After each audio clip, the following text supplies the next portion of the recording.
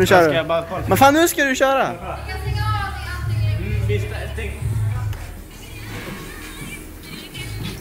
Ja, kolla.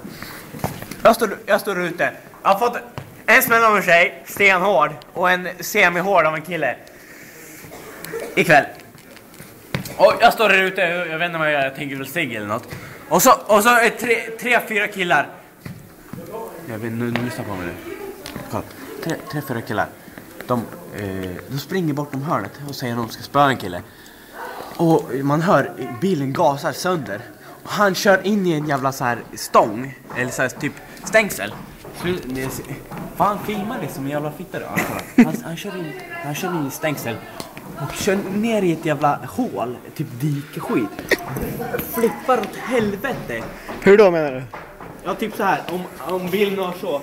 Och så ligger han så där. Vadå? Låg han, alltså åkte han ur bilen och landade på marken upp och ner?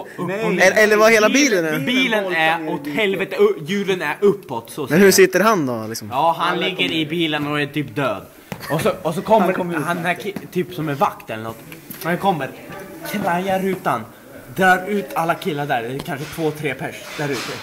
En föraren, han ligger och typ fan, hans jävla bröstkorg är fan sönderknullad alltså.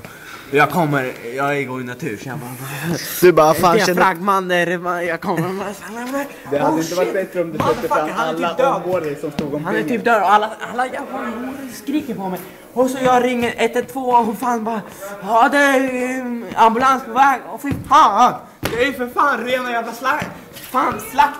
Det är fan brainwash här ute. Jag ska gå ut och kolla hur det är med horan. Ja,